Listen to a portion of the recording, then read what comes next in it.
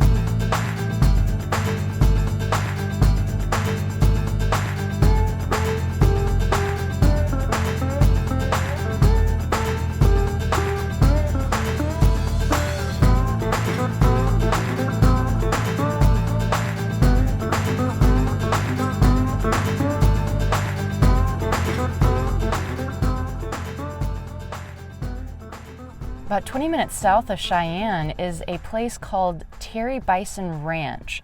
I guess there's self-guided tours and you can take horseback riding tours and a couple other things around here. So I'm going to go check it out and see what they have to offer.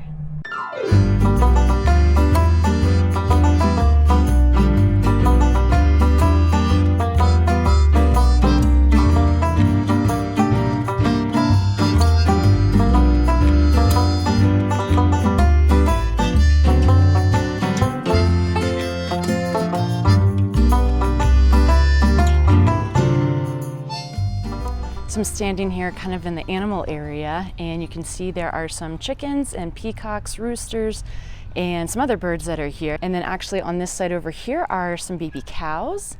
And so this is kind of nice. You can just walk around. It's actually free to do this. They also have a train tour, which I believe is $18. And you can actually go and feed bison there. Unfortunately, I won't have time to do that. They said it was every hour and a half the train departs. But they also have horseback riding, ATV tours, and some other stuff. So this is definitely very cool to see. It's right off the interstate, so it's very easy to get to. But I'm gonna go ahead and head on and keep checking out Cheyenne. I'm standing outside of the Wyoming State Museum, and it's actually free to go in, and it's surprising because it's such a good museum. They kind of have little things from all different sorts of history, from prehistoric to little trinkets of war, which you think that's kind of strange, but it's after war, and kind of the stories that those little trinkets might tell. They also have a little area that's just for the Basque people that located in this area. You might be wondering where Basque is. It is a small country in between the south of France and the north of Spain. And they, I guess, came here and were sheep herders, and there's a whole area just dedicated to them. Up on the second floor, they have an area that's for Native American history, as well as the state capitol building, and even national park information. And for what it is, especially being free, this is such a great museum. And as of right now, this is my favorite part of Cheyenne. Something you notice in this video is that it's very windy in Cheyenne. Even driving up to this area, it's always a lot different than being a little bit further south. But one of the things I wanted to show you that's really cute about downtown Cheyenne is that they have these cowboy boots that are everywhere here. And I'm actually hiding behind one right now just to try to block out some of the wind. But it's really interesting, as I think there's something like 20 of them that are around the city, and that there's a little map that you can actually look up and find all of them. This one that's behind me here is the 6th one that I've seen. And so it's kind of fun, is like it's a little bit of a scavenger hunt here in downtown Cheyenne.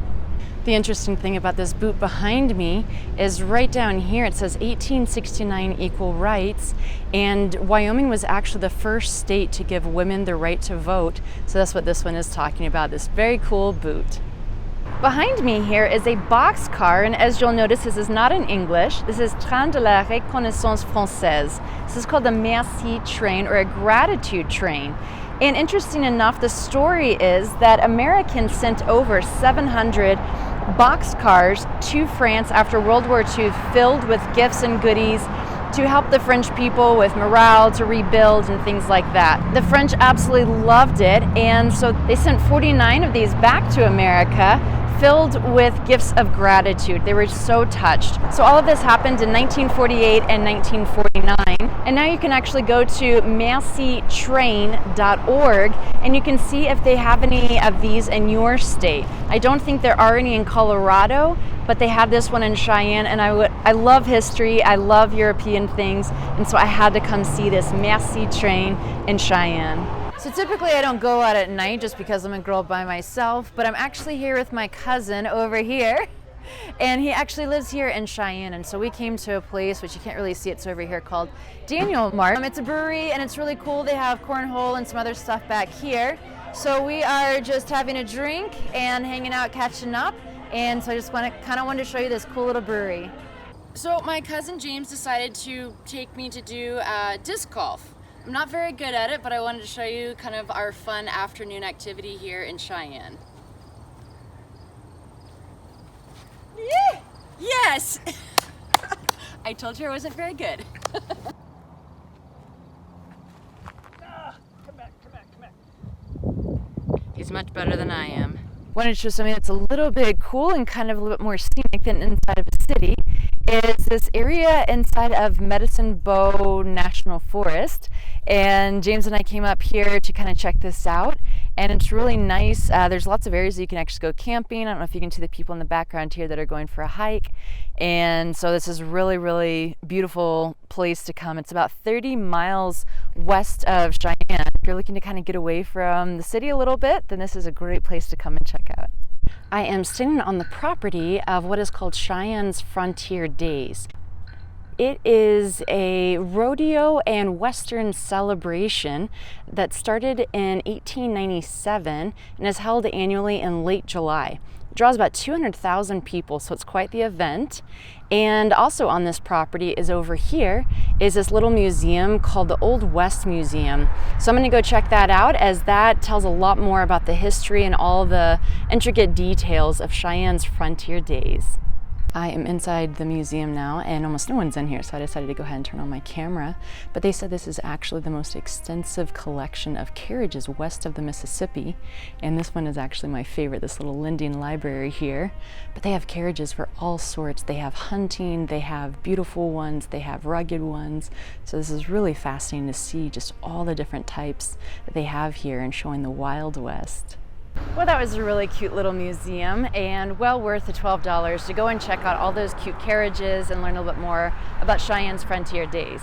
I also wanted to say that across the street here is the Botanical Gardens. They also have a really cute little children's area, and I won't be able to go to either one of them on this trip, but I at least wanted to point out that both of them are here on the property of the Cheyenne Frontier Days. I'm on a path right now called the Cheyenne Greenway, and as you see, it's just a really nice cement path that they have here, and this actually runs 39 miles throughout Cheyenne and connects schools, parks, and neighborhoods. And it's a really nice way just to be able to not worry about sidewalks endings or being on the road or anything like that. So if you're curious to kind of check this out and have a nice path throughout Cheyenne, it's called the Cheyenne Greenway. Something that's really cool is that they have, in different alleyways, they have some of this artwork that's here behind me. And this one here is a really nice one. This is behind the Paramount Cafe. And you can see that this one is just kind of wall to wall with different graffiti and artwork that they have here. This one's actually my favorite, as it looks like you are on stage, and I think that one is really cool. But yeah, it's just nice to have something that's a little less obvious, that's not on the beaten path. So if you're walking around, kind of come through some of the alleyways and see what artwork they have. Just north of Cheyenne's, about a 30-minute drive, you are able to come up and see something that is very, very different that you can't really go to in most places. And it is this missile facility. And this one is called Quebec 01. I'm not actually able to film inside, but I was able to take pictures. And this is just a really interesting thing that was happening during the Cold War. This was one of the places that they had missiles, and they were able to launch from here. It's of course a bit controversial at the time, but it is interesting to come here now and see this museum. I think they said that on the top ground of this is the actual facility that they had people, and they were able to have about 8 to 14 people stay there, and you're able to see the quarters where they slept, where they had a chef that fixed food. There is a place where they could make phone calls back home, an area for watching VHS back then, listening to cassette tapes and things like that. Then down on the level below this is 50 feet below the ground. You're able to go down and do a tour of what was down there. And it was really interesting just to learn about all of the different controls and security that they have.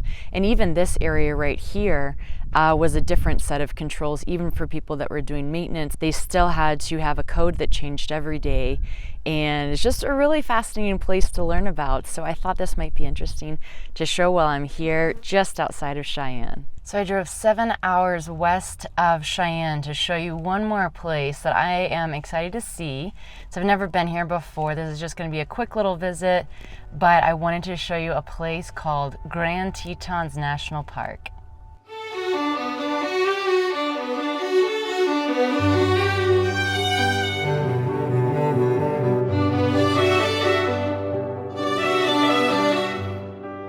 Good morning. It is 6 a.m. right now, and I have found a nice little pull-off that I researched and wanted to come specifically here for the sunrise.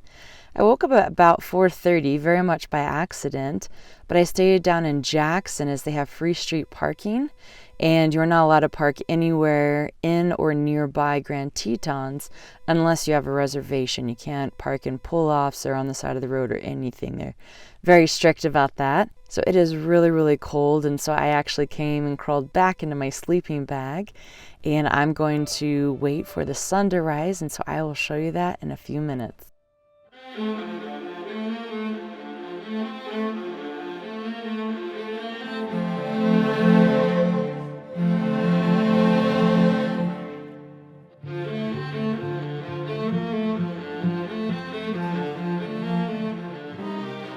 In addition to the national park, there are these buildings here behind me that's called Mormon Row, and this was an old settlement community that they had developed, and you can walk around the buildings only outside. You can't even really peek in some of the windows and stuff if they have them not just boarded up but completely blackened out. But it's so cool to see a little bit of history. One thing I did want to note though is that because of the fires that have been happening to the west coast, it has made this whole area really, really hazy. And so actually I am now standing with the Tetons in the background, and you can hardly even see them. So I haven't been here during the springtime, but my recommendation is to possibly come then, and you might have a much better view of the mountains and see them in all their clarity. But as of late summer, early fall, like I'm doing right now, while the weather is beautiful, you can hardly see anything, and that's just so disappointing. So anyway, this wraps up my time being in Cheyenne and in Wyoming, with a little treat of the Tetons right here. And so now I'm going on to my next stop, and I will see you in the next video. Bye.